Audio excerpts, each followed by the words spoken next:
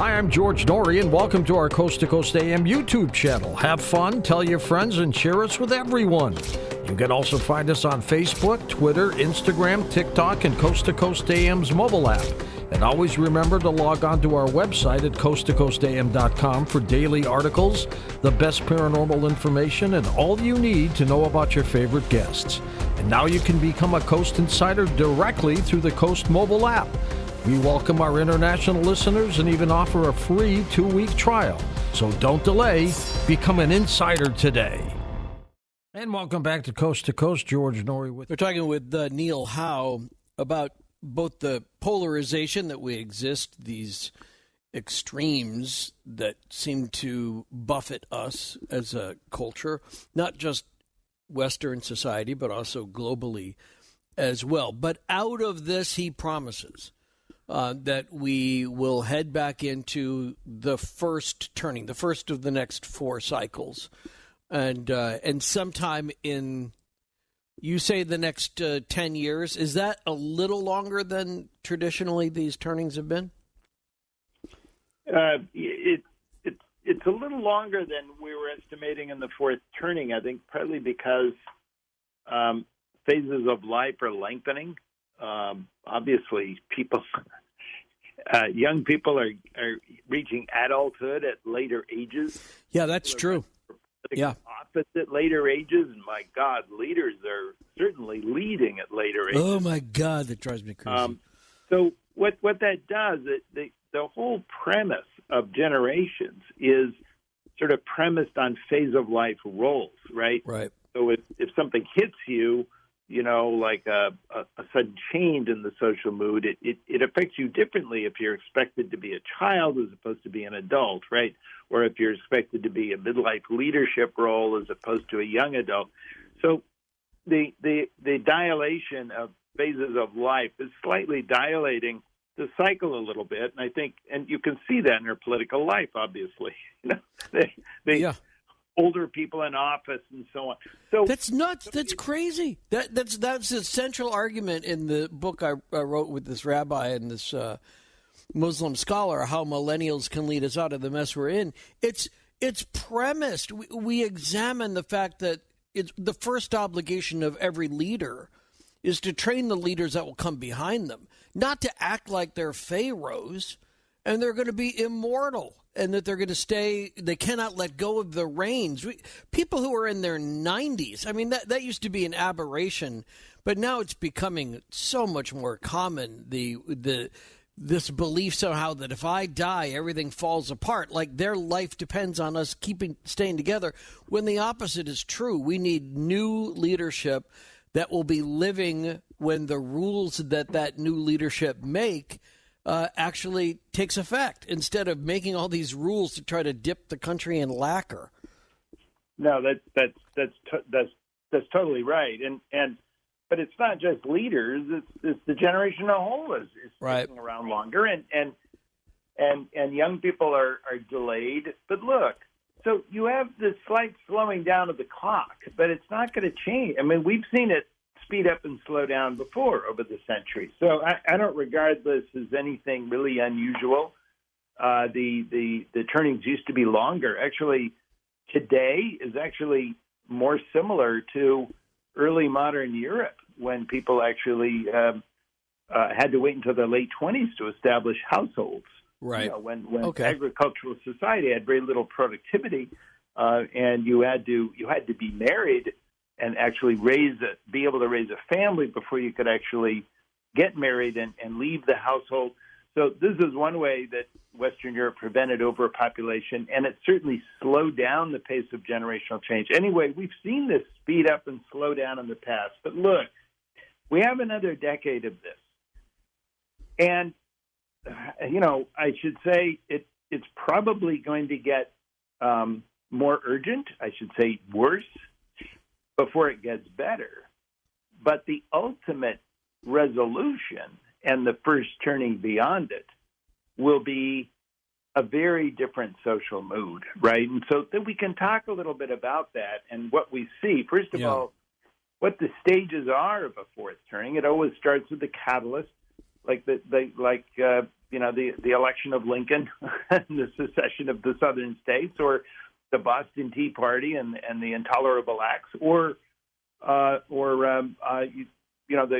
Black Thursday and the great crash of '29, or the GFC, right? I mean, these are the catalysts, and the last two have been huge economic, crashes, global economic crashes.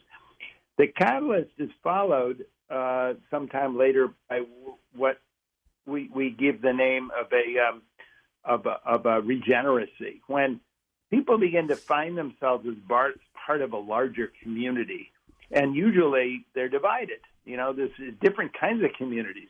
In other words, rather than all the individualism, people began to say, "Well, wait a second, I'm exposed here in my individualism. I got to find some like-minded group to get out of this."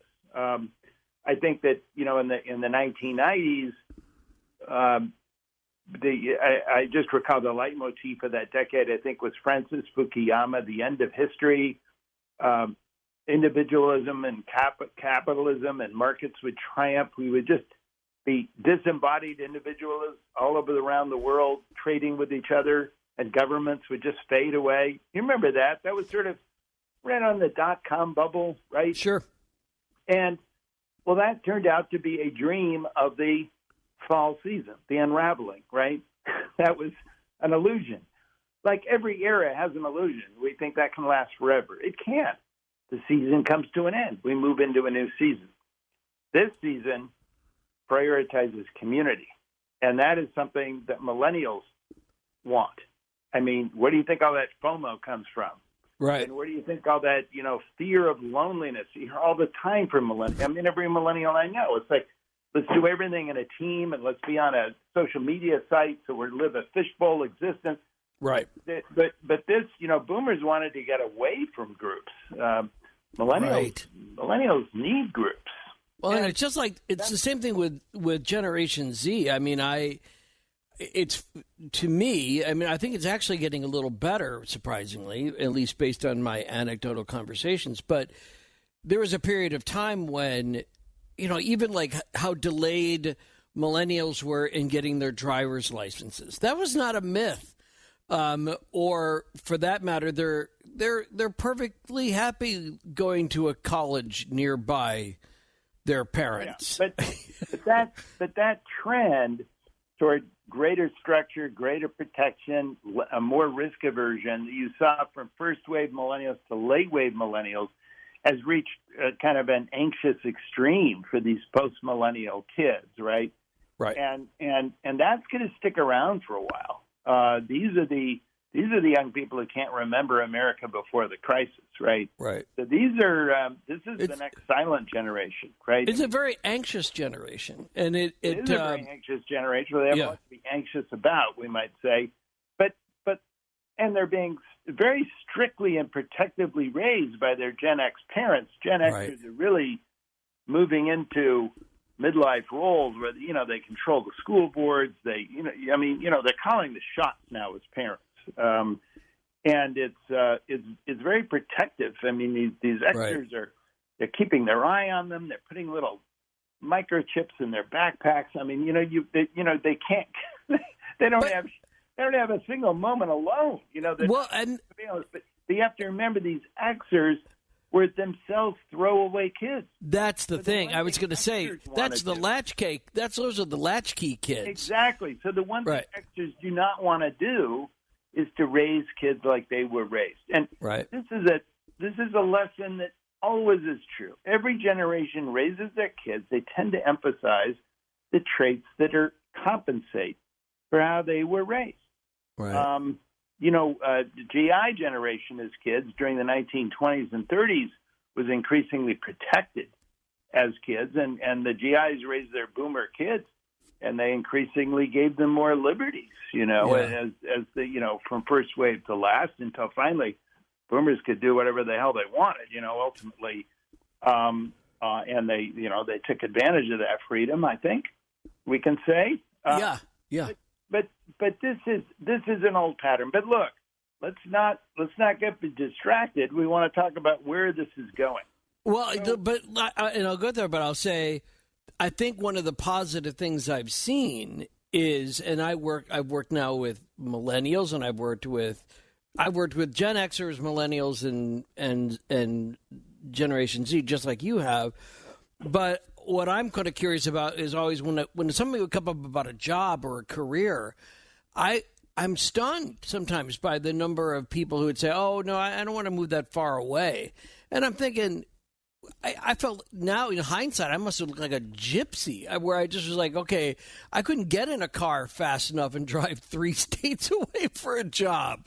I mean, that sounded like paradise and independence to me. And it didn't come with any of the associated anxiety or depression level anxiety that it does now. So that is. Yeah, rates of mobility throughout the entire American population over the past 3 decades have been declining. And they've been declining fastest for young people. Now, historically, young people, typically in their early 20s, typically move the most, right? I mean, come on, they're experimenting with new jobs, right? They're trying new things. But it's the young people that have experienced the most rapid decline in mobility. And you're right, they're staying near their parents, or they're living near their parents. And let me near their parents, right? And the rate at which people in their late 20s, early 30s are living with their parents is as high as it was, guess when? The late 1930s. It doesn't surprise me. Late in the Great Depression. Right. And, of course, there's the same thing. And back then, you remember those Frank Capra movies like Mr. Smith Goes to Washington? Big Victorian homes with different generations living in the same home? Well, it's the same today. It's just in boomer McMansions. Yeah. So we're repeating that. I mean, so many of these things recur. We just don't notice it, right? Right. And I think, again, I think this is also a forward glance as well. But we'll often talk about this with our millennial kids who want to create a compound.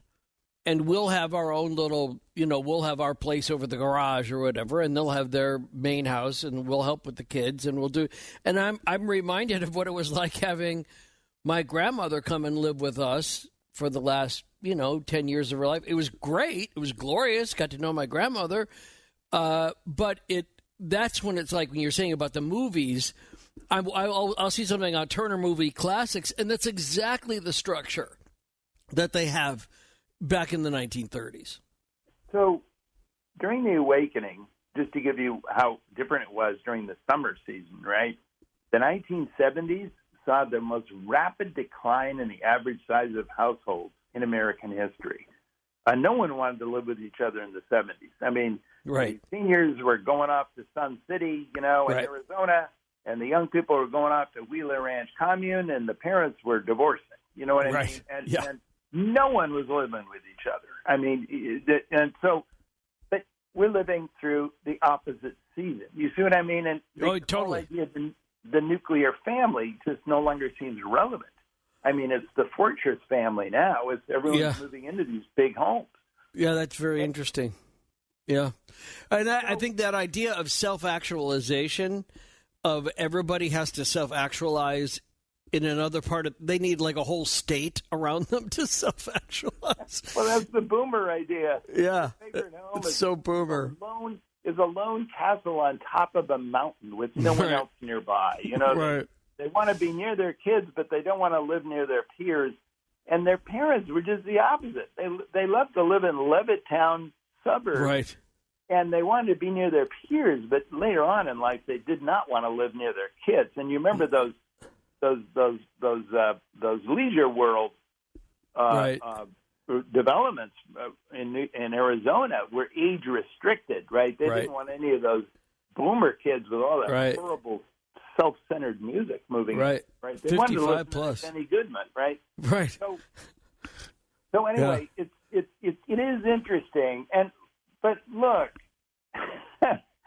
We could talk.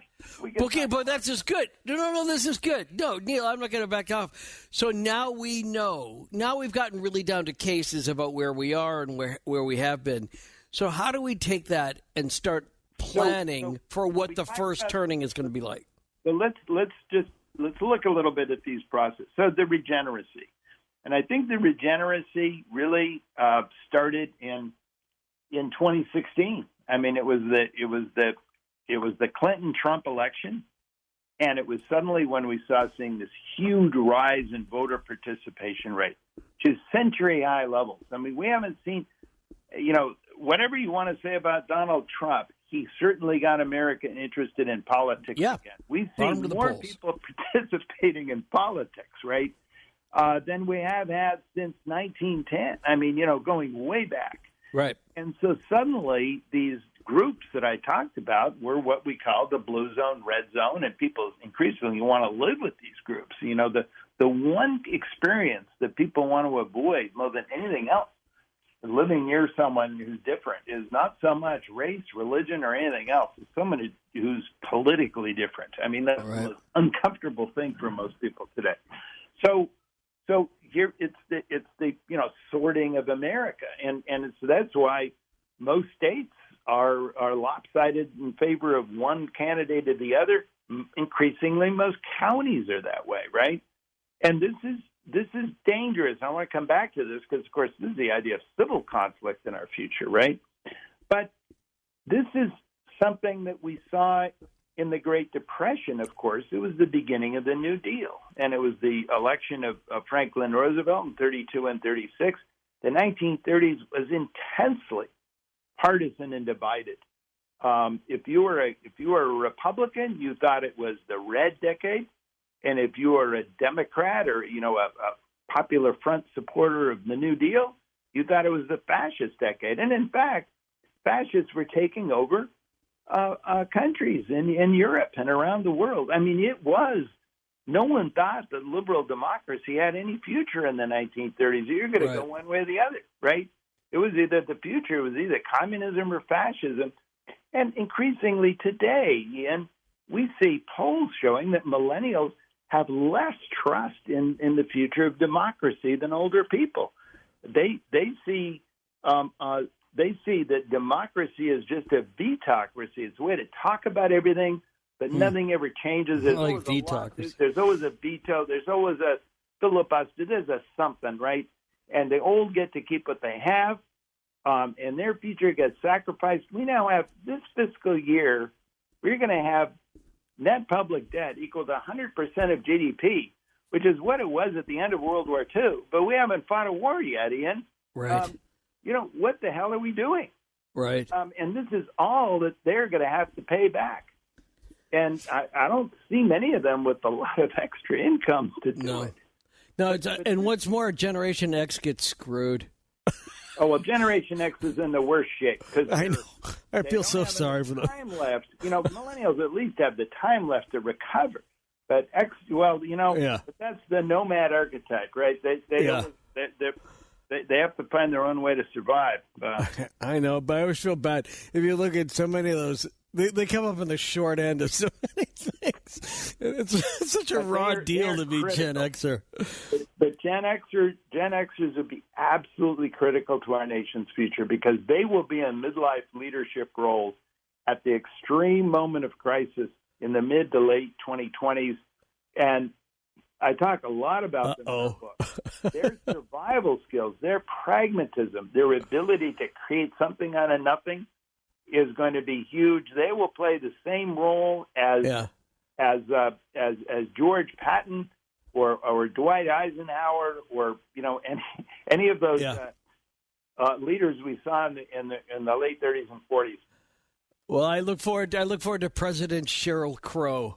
So assuming we're going to make it through the winter period of the fourth turning, which I know we will, and we're talking with Neil Howe, who is the author of The Fourth Turning Is Here, What the Seasons of History Tell Us About How and When This Crisis Will End. What do you think people that will, especially millennials who feel like they've had some pretty rough sledding, and Generation Z, which will be coming online in a big way because it's such a large generation coming up. What do you think how the country will be shaped economically by the time of the return to the high? Yeah, well, it's going to be a very different era. And by the way, these post millennials, we actually start them a little bit younger than Pew, who does Generation Z. We actually call them Homeland Generation, but right. But actually a small generation, Ian. They're the product of very low fertility rates. I don't know if you see, millennials aren't having many kids. No. And so they're actually small in number, but we've seen that again. The silent generation was, born and raised during the Great Depression, was also small in number. So again, these things repeat. But here's the way to look at it. Here's a great analogy, I think. Think about how the mood of America changed between the late 1920s. I mean, just think of that. The era of wonderful nonsense. Right. Movable feasts, Babylon in America, right. The flapper. Right. And the barnstormers and the rum runners and all that. And government was weak and it was a wild place, right? And look at how it changed by the time you get to the early 50s. Now, that's how America will change from around the year 2000, right? Just on the eve of either 9/11 or the mortgage bubble, right, of those years, and the mid-2030s. It's going to be a parallel change. And here's how I would describe it, because it's always the same between the end of a third turning to the beginning of a first turning, right? So it's always the same. The fourth turning always has the same effect. The overall change is from individualism to community. I mean, that's the most. Right. Think of the young people in the late 20s. I mean, they were the wild crowd, right? And by the early 50s, this was the gray flannel suit crowd, right? They got the name Silent Generation literally because they didn't want to draw attention to themselves, right? So that is the big change. People will want to fit in. They will want a part of a larger community, and they will be more humble about their own individual claims. Remember, we will have gone through the climax of the crisis. I mean, remember what got us to this, right?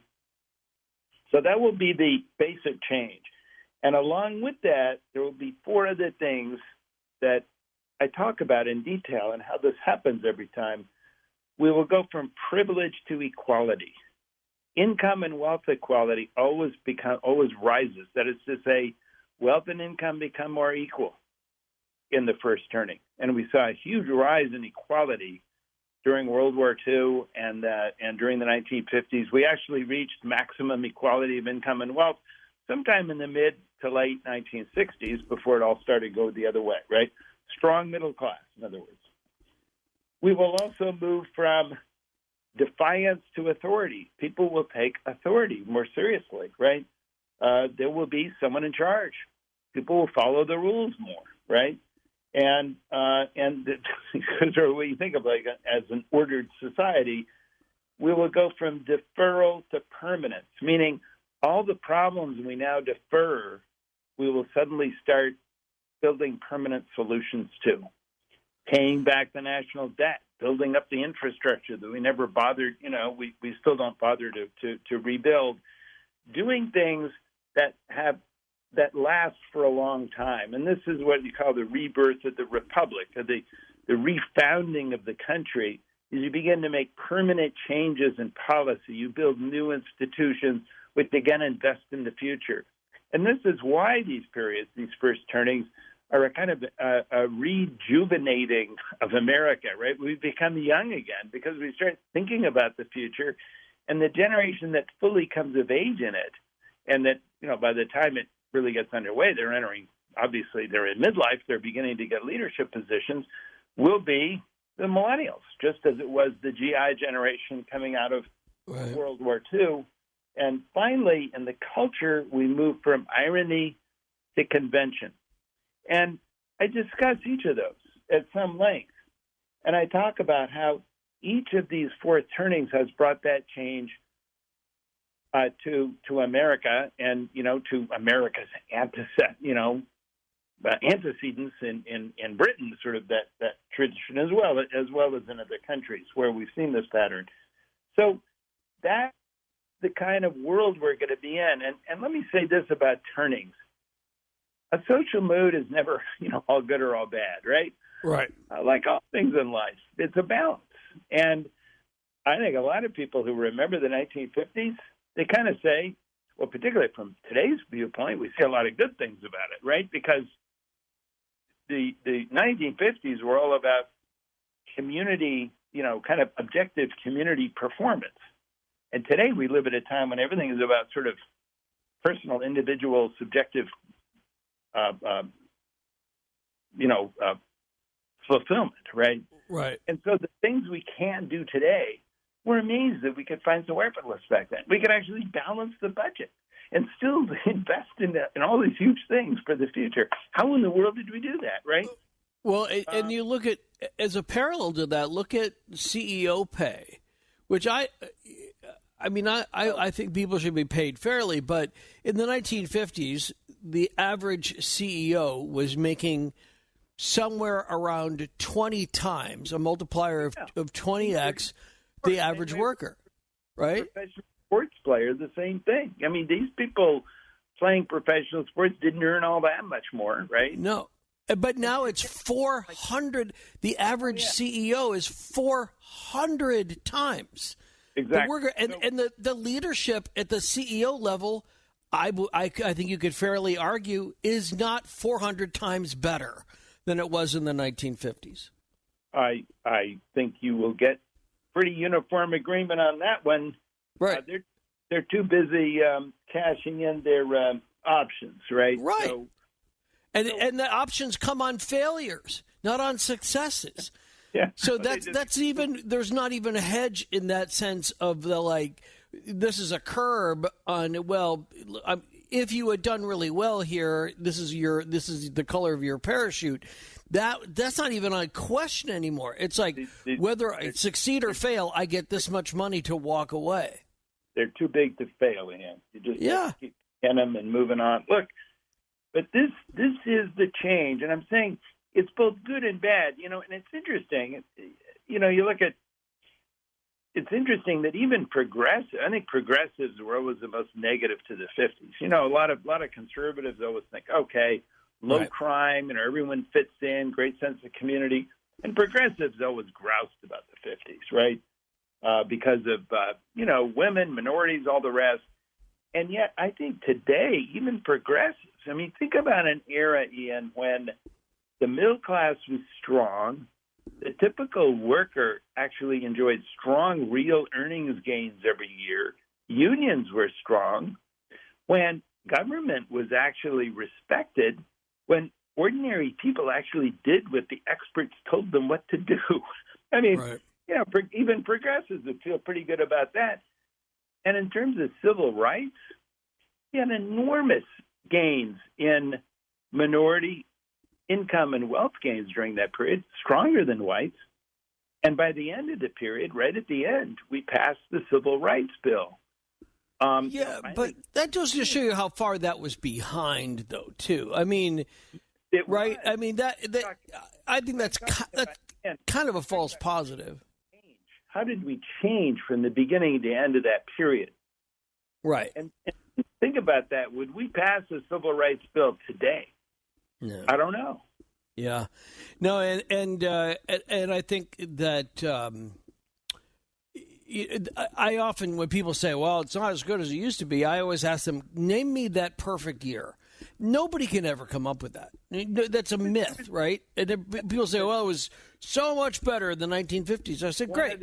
Name the year. Ian, I have to mention about the Civil Rights Bill. It was bipartisan. You had Everett Dirksen and Republicans. You had Republicans as well voting for it. That would be unimaginable today, right? The two parties actually voting together on something like that. Yeah. This is what I mean. It was a very different era. That's all I mean to say. No, that's totally fair. But also, to your point about progressives and the 50s, the highest tax rate over $200,000 was 90%. The tax rate peaked at 94% during World War II, over $200,000, and that was still plenty to live on. Well, I must say, if you were rich back then, you did arrange your income so you wouldn't receive it. That's true. But your point is granted, and even it's interesting if you ever saw the movie Pleasantville, which is like kind of a sure looking at the black and white world, which was right. had to be enlivened by racy culture and sex and all this stuff to turn these black and white people into color. Yeah, you lose your virginity and you become fully colorized. I thought it was a really odd metaphor, but go ahead. Interesting is that it's the Ed Sullivan kind of the prudery of that era, right? And yet today, given how young people are traumatized by sex, I'd have to say even that comparison no longer seems so bad. Young people were more enthusiastic about sex back then, and young adults were doing more of it than today. I mean, look at millennials. It's a sexual desert out there. But wait, but hold on. But sex has been redefined in that sense, though, too. So, I mean, yes, but that's mostly intercourse, and instead there's these other mechanisms that are involved, and I don't even get into it with anybody, and I don't even want to know all the details, but it is surprising when you see what would never have been allowed, say, 50 years ago, or that would have been a reputation ruiner. That's what's acceptable today. And the idea of going all the way, I was even thinking about this in terms of, remember all those cheesy sex comedies of the 1970s and early 80s, right? The Porkies and Going All the Way and all that other stuff. And that was like, that was just another story about people that the goon in the group was the virgin and blah, blah, blah. That is like completely unrelatable to this generation coming up. Completely. That's my point. And the whole problem is gender dysphoria and all these other problems, the great anxiety that revolves around this. Kids don't get dressed or undressed in front of each other anymore. I know. Because they're so fraught. There was no privacy, right? So in other words, we kind of ruined that world a little bit for them, right? Yeah. And all I'm saying is that there was something that was different, and I think certain of these things we can appreciate. It's a general rule that when we're about to enter an era, we begin to look at it more favorably. And I think as we start moving toward the end of the crisis era, we begin to see some of the positives of the high, admitting all the negatives. I mean, the casual racism and which was there. I mean, but not even casual. I mean, there was active, prohibitive racism that was still institutionalized.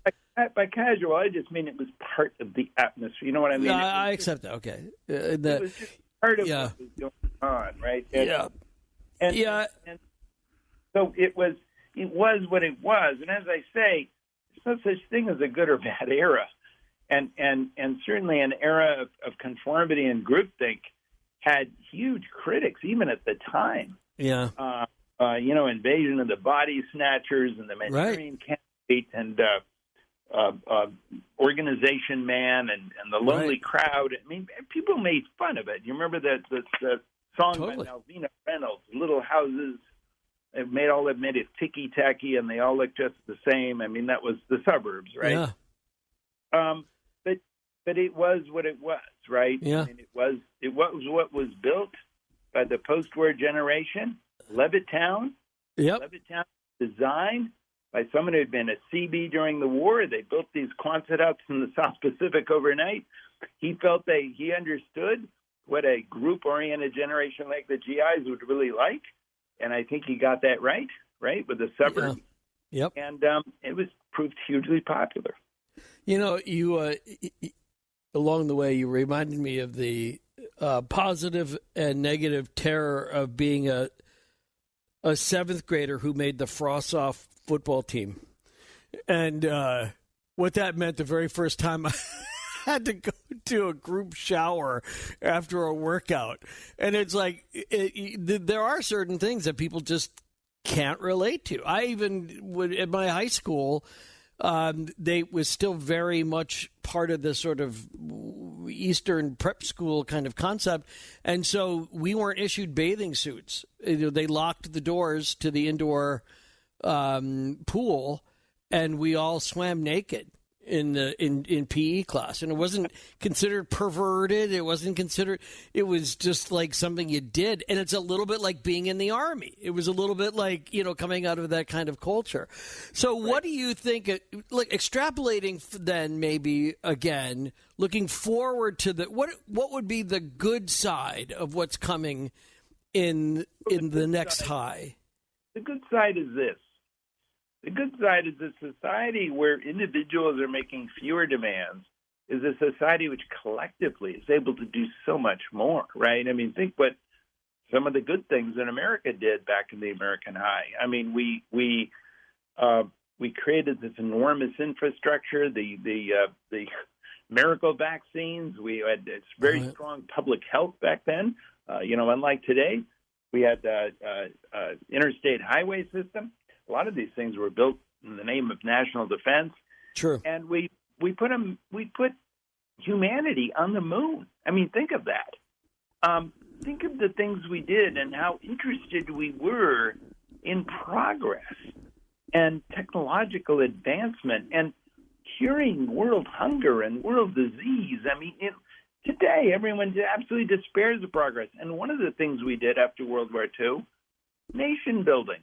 Now today, after 9/11, we think nation building is an illusion. You can't nation build, but I don't know. I recall Japan, Germany, South Korea. I mean, those are pretty successful. It turned out, right? Right. In other words, it was an era in which we could do things that today we've completely given up on. Morning, guys. Morning, Neil and Ian.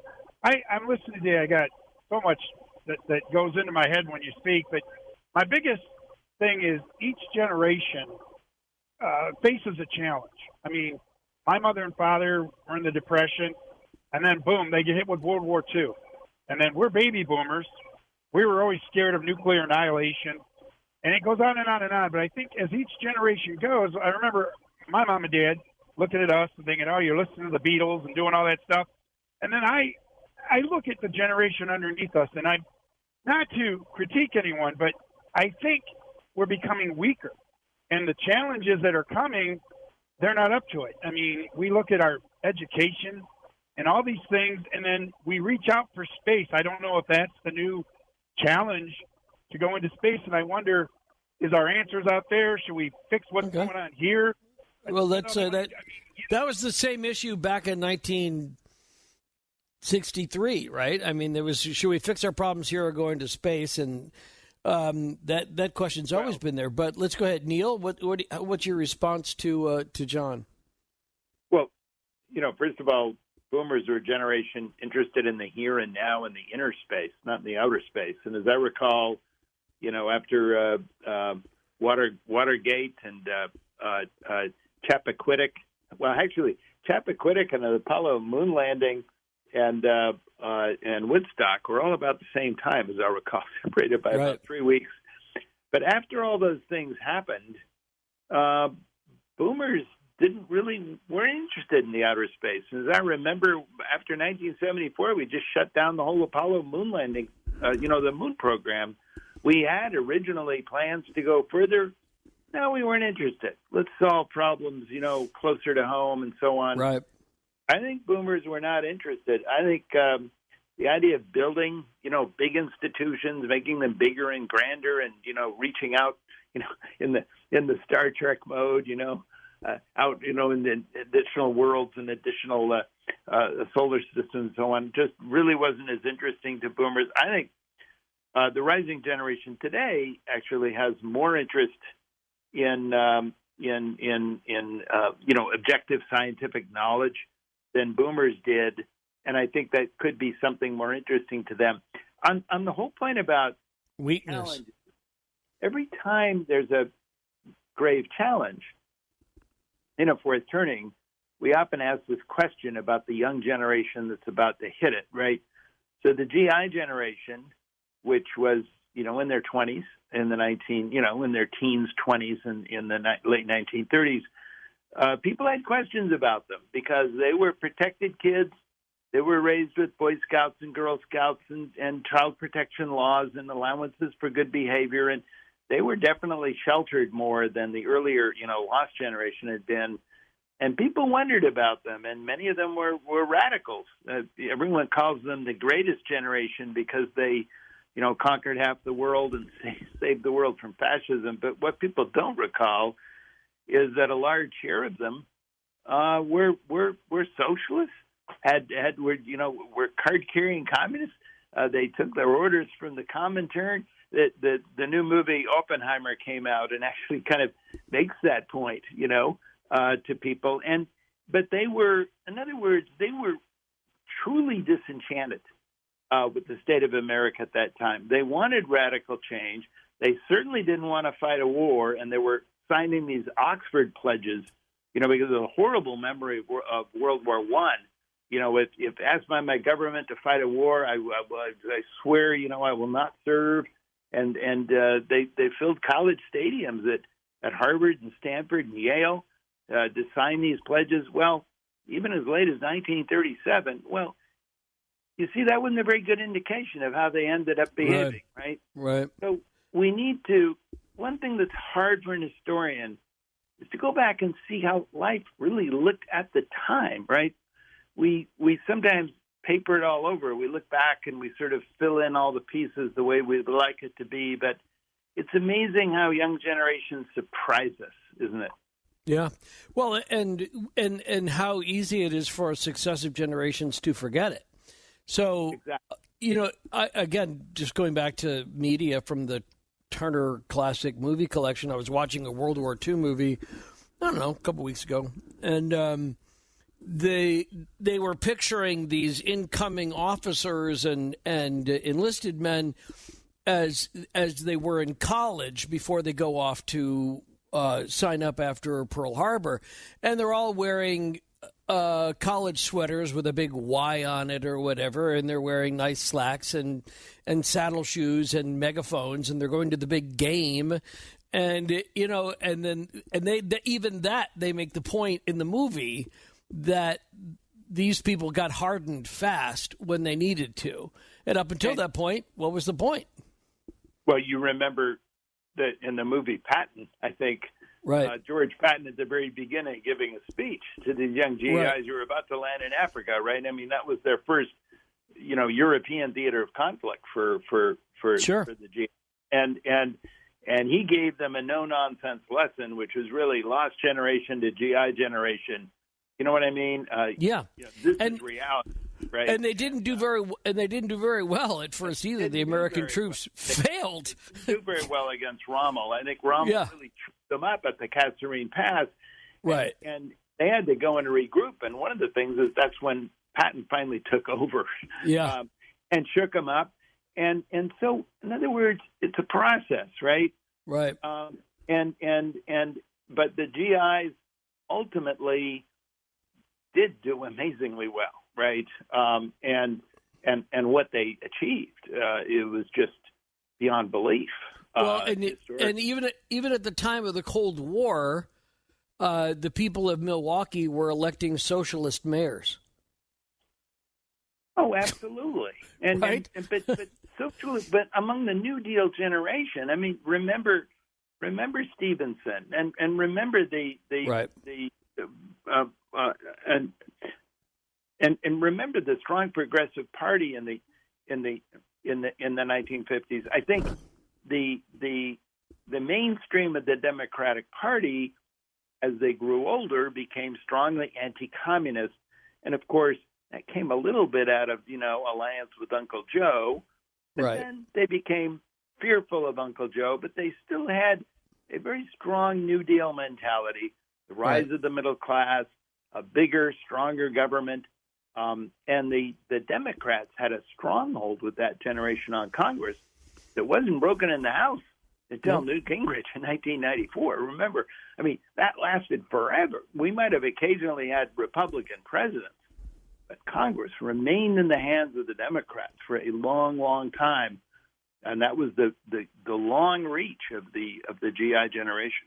Yeah, I think 90% of this country still doesn't know, to this day, that the Democratic Party in Minnesota is known as the DFL, Democrats, Farmers, and Laborers. You're not a member of the. You're not a Democrat. You're a DFL. I mean that's to this day. I mean, it's not even to me. That's kind of funny that it has that historical connotation. All right, Daniel is in Florida on Coast to Coast for Neil Howe. Go ahead, Daniel. Hi there, Neil. Thank you for the discussion. I can listen to you and Ian just go on, and I'd almost hate to interrupt. You guys are great. I like the topic about the lingo, and I thought about the word bougie. It's like shortened bourgeois, and it's not like it is sought after, the sort of middle class, like it's upscale. And you look up what bougie is, it's kind of hilarious. Yeah, and self-contradictory and confusing, but yes. Yeah, but that's okay. Every generation gets to define words the way it wants to, but yeah, it's just part of what makes sometimes, at least to my mind, Generation Z a little confusing. I don't know quite what they mean. Cool. Yeah. Yeah. You had another thought you wanted to do? Yeah, I was curious, the generational thing in between the next 10 years and what we're moving toward, these little periods, 20, 25 years, and how it might tie in with anything along the biblical lines and having to sort of attempt to make prophecy true, and with the fig tree and like Israel, and how that one generation will see the end times, and how we're getting into that final part, and then renewal after that. And I just wondered if you talk a little about that. Well, I got a lot to say about that, but go ahead, Neil. Do you have a thought? Well, the renewal, absolutely. And, it's interesting. The four-generation typology, one of the examples, the reason why this four-generation typology is so universal is it's strongly illustrated in Homer's The Iliad. We talk about, the generations there, and the generation of Nestor, sort of the old prophet, and the generation of Achilles, Agamemnon is sort of the cursed, midlife commander, and then, of course, the young generation of heroes, the likes of Ajax and Diomedes and Odysseus, and then Telemachus, who's the young child of crisis, right, who turns to mentor, very risk-averse, very deferential. But you see the same archetypes, right? And in the Bible, one of the most interesting examples is the generation of Moses, who leads his people, promised out of the hellhole of Egypt, out of spiritual bondage, which is what a prophet is supposed to do. The next generation is the generation of the golden calf, who, the people get cursed, with extra years of trials and tribulations for what they do. And then you have the hero generation, which is the generation of Joshua. And then after that, the generation of judges. And they just sort of administer, and they kind of get lost, and then we kind of go into a new cycle. But again, prophet, nomad, hero, artist, right? And in the case of Moses too, somebody who said, "I'm not even going to try to be there for the final turning, for going into the high." Exactly. He's not allowed to go into the promised land, just as Lincoln and Roosevelt were not allowed to go into the promised land, right? Their lives were taken away before they got there. I mean, think about this. And these parallels were made at the time for these leaders. Yeah. And I think he thought of that as just. And I think that's where I'm doubly perturbed by these 300-year-old, candidates. Yeah, I know. They don't see themselves in that same way. They see themselves somehow as being essential to our existence, and we'll get along just fine. Yeah. It doesn't matter what party. We'll get along just fine. You've been in power long enough. Step aside. Let's get some new. These are old fight. You're still having fights from 15 years ago. Time to step aside. Charles de Gaulle once said that the graveyards are full of the tombstones of indispensable men. Right? That's right. That's great. I will use that again. All right. Alan is in Indianapolis on a first-time caller line on Coast to Coast AM for Neil Howe. Go ahead, Alan. Thanks. I noticed when he was talking about the Civil Rights Agreement or Acts and Voting Rights Acts, he said even Republicans would have to vote for it. It's kind of misleading because like you just mentioned, the Democrats controlled both the houses and the Senate until the mid '90s, but it was the Republicans that authored it, both bills, and the reason why they passed was because of LBJ had them put in a rider for an extension to the Social Security Act to include fatherless households. So him saying that, even Republicans had to vote for it is kind of a misleading, along with, the Democrats were the conservative party versus the Dixiecrats. Let's be very clear. Each party had liberal, had traditional, middle of the road, and then had conservatives. And so that's really, and you don't get until, I hope, Alan, you aren't excusing the strategy of the 1970s to pull away the conservative Democrats. That's not a myth, and it's not. So, there's a lot of what we would consider now to be what, if you're more comfortable using the term liberals and conservatives, then let's just use that conservatives had to vote for it too, and conservatives were perfectly willing to vote for it. So if the label part hangs you up a little bit, but go ahead, Neil, do you want to comment on that? Well, the point I was trying to make is that liberals and conservatives weren't at all aligned to their political parties, which seems so incredible to us today, right? Where today we just assume that the whole mindset of one culture, one way of thinking, one view of the future has to be lined up with your political brand, right? And back then, you had conservatives and liberals in both parties. In fact, one big complaint that people had in the late 1950s is that two parties really didn't differ very much. Right. People complain about that. Like, can you imagine today? The two parties really. But no. Right. But this is the difference in America back then, and this is why the high was so different from America today, because there was such consensus. And in fact, that's what boomers hated about it. Even the two parties were Tweedledum and Tweedledee, right? Boomers hated that. Boomers wanted more polarization, more action, more drama. Well, we got it, right? Right, Ian? Yeah, that's exactly right. So, Alan, does that speak to your point more accurately? Yeah, close it up. Yeah, I'm here. Yeah, close it up a little bit, but I still think it's kind of smoky. No. What's smoky is this claim somehow. Let's just not do too many victory laps for either side about who was doing what to whom. And you're right. But you had people who were like the Kingfish. You had, Huey P. Long in Louisiana, who was technically a Democrat. Go ahead if you want to, Neil. And look, a lot of the Democrats were virulent racists. I don't know. Totally. That's what I was about to say. So a huge part of the Democratic Party would not vote for civil rights. So the only way you could pass the civil rights legislation is to get the Everett Dirksons, right? Right, the Chuck Percy's, right, yeah. Although I think they actually came after him, but that's my point. I agree. But even Huey Long,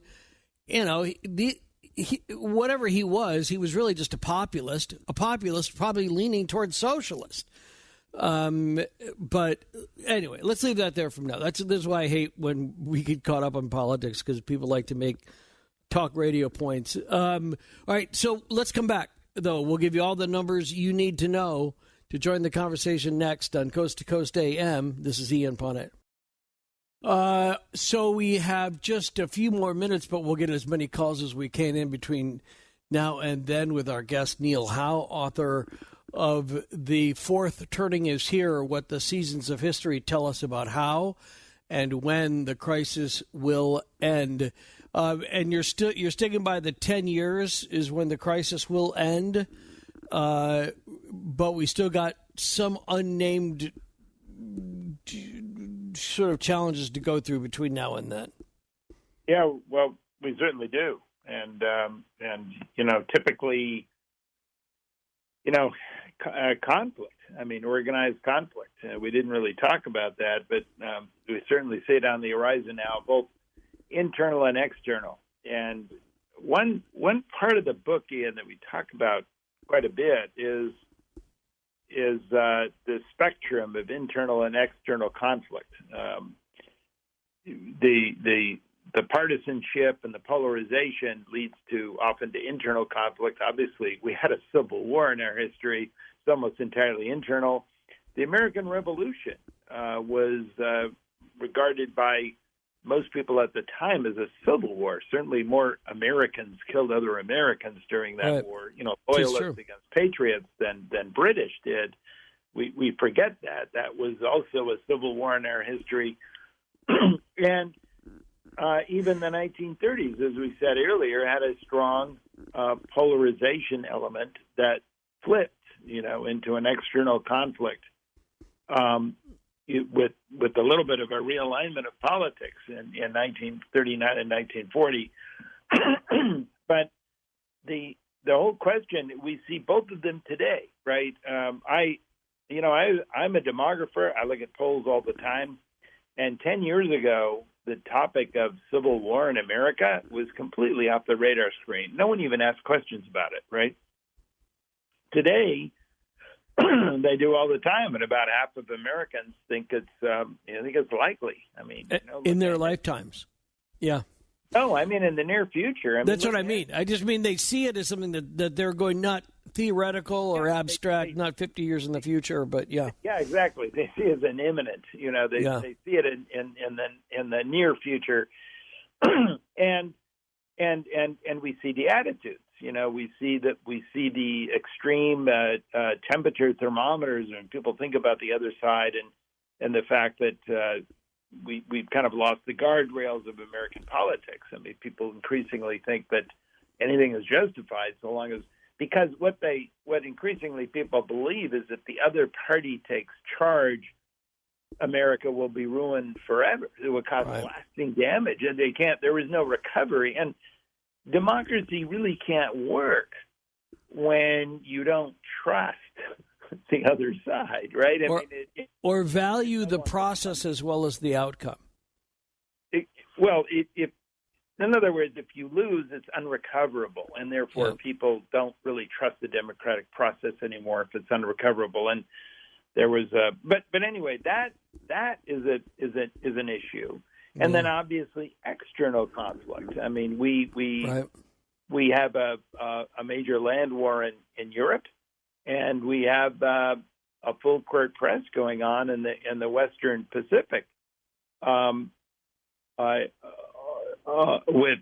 with China right now, right, and Taiwan, and we've seen all these admirals and generals, bring up the timetable on when we can expect conflict there, and this has the American public profoundly worried, and in a way that they weren't, back when this era began in 2008, and I think this we see the two classic sides, right, internal and external, and we see it every time with fourth turnings, and which will it be, and that gets actually a fair amount of discussion in my book.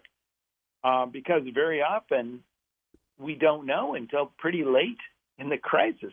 I mean, if you had gone and asked a typical American in 1937 or 38, if you told them there's going to be a huge crisis in the near future, what's it going to be about?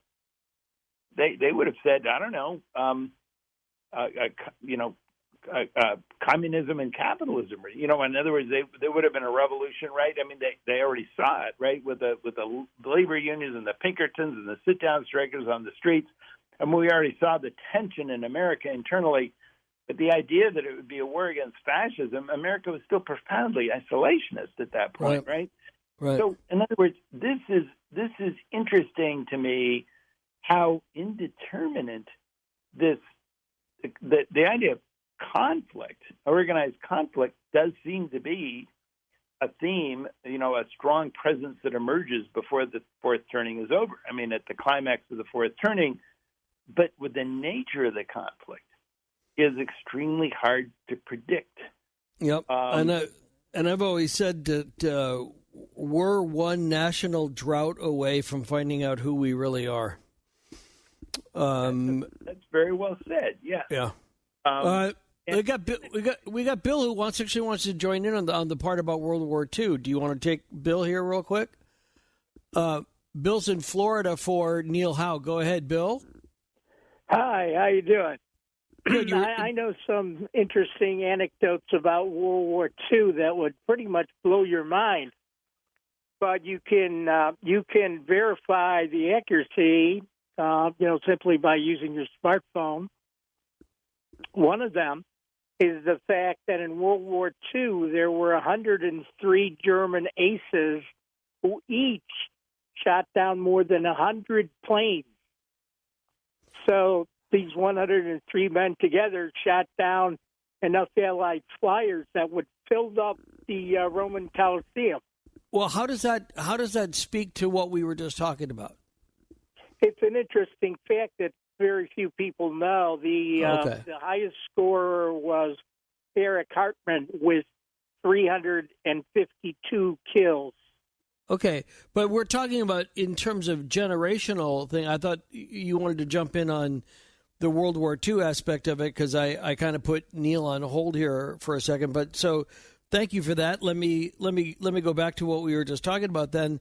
That nobody would have seen World War II coming in 1938. Not certainly after that we had, at least according to the polls, no national taste for another great war like what we now call World War I. 1940, America was still in the Great Depression. Bond yields, long-term bond yields, 10-year bond yields reached their all-time low. We still had deflation. Employment was still in the double digits. Despite years and years of New Deal programs, Americans still felt they were in the Great Depression, right? So this is my point. And then what happened is that after the sudden fall of France and the Battle of Britain, suddenly opinions began to change. And by, the end of 1940, we started passing massive defense appropriations to make America the arsenal of democracy. We suddenly felt alone in the world. But it was the remarkable rapidity of the shift. And by the way, this was about a year before Pearl Harbor. Everyone thinks Pearl Harbor is when it shifted. It really shifted about 9 months or 12 months earlier. And we suddenly became aware of how isolated we were, right? Remember, without France and Britain, what would have been left, right? I mean, we were kind of alone in the world, and we suddenly began to look around, right? And this is the point, is that we don't know who we are. Your comment before about finding out about ourselves is a very important point about the book. Magic Johnson once said, you don't know who your friends are until you have a crisis, right? Right. And imagine a world in which everyone is in a crisis. Everyone finds out who their best friends are, right? And suddenly we come out of that transformed. And this is what America has to experience. We experienced it in every fourth turning. And it changes us as a people. And it would be nice to think that,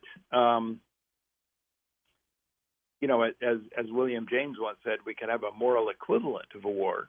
And he spoke very eloquently about that. I actually discuss his speech in my book, which was in 1906. He gave this famous speech about the moral equivalent of war. Is there a social process other than conflict by which we could all form a real sense of community, not just an intellectual one? What about a visceral that we all feel, right? And that's a fascinating question, and I explore that in the book. I talk about that. Look, I'm an eternal optimist. I certainly hope it doesn't take a war, but I still say that all fourth turnings have been accompanied by a great sense of urgency, a national mobilization, and a fear for this nation's very survival. And that is a rite of passage, not a personal one, but a collective one. And that is our near future. And out of the other end of that comes the first turning. It reminds me of the Mike Tyson quote about everyone has a plan until they get punched in the mouth. They get punched in the mouth, exactly. Yeah, and that changes you, right? I mean, yeah. All right, Scott is in Chicago for Neil Howe. Go ahead, Scott. Hey, hello, Neil. Hello, Ian. Hey. Great topic and great bumper music. I don't know which one I like more tonight. You've made it very confusing. Good. And, it's obvious that music is involved in all these turnings. And, Ian, I wanted to ask you about, you made the comment about the hippies in California.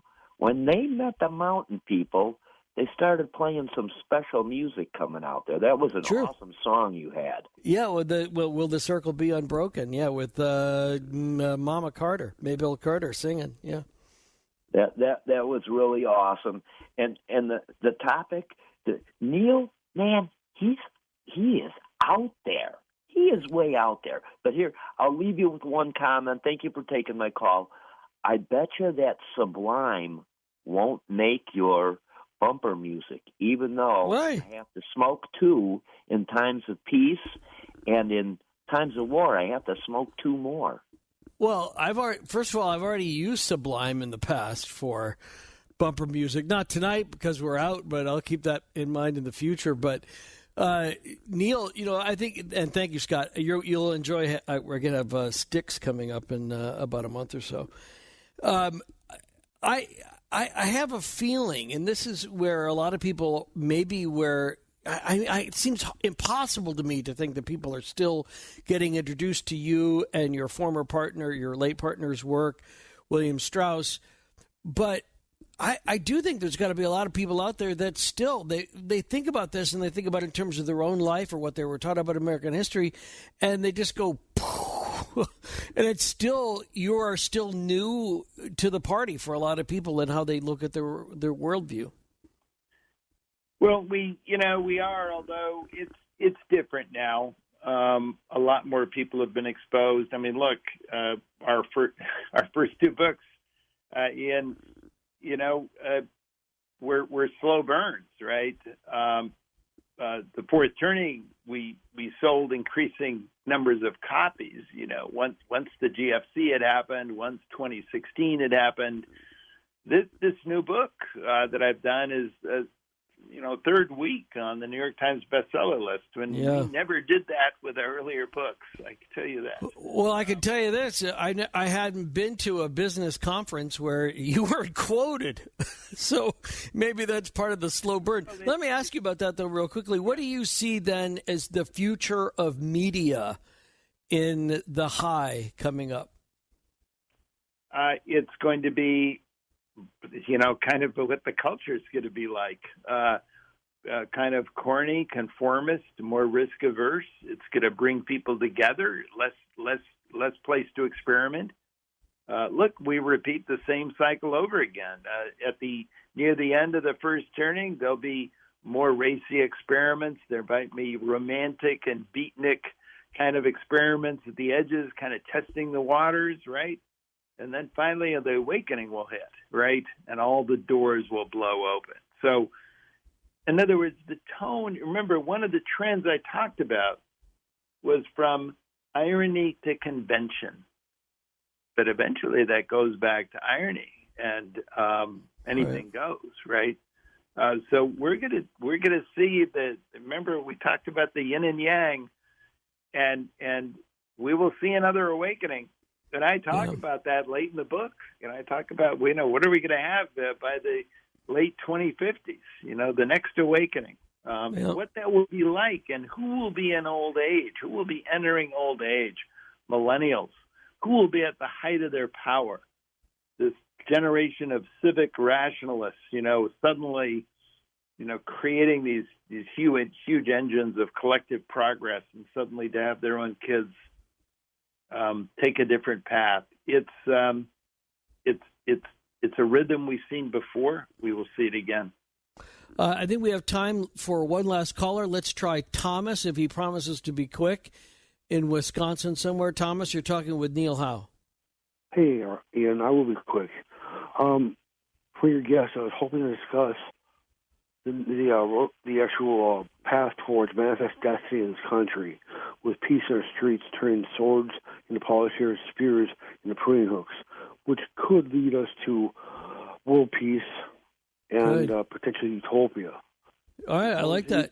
Where are you with the utopian vision, Neil? Well, the world peace will be. When's the time we had? When was the great Pax Romanica, the Pax Americana? When did it happen? It happened after World War II, right? We created. Right. How many times in history have we created a time of as peaceful as prosperous as the 1950s, 60s, 70s, 80s, and 90s, right?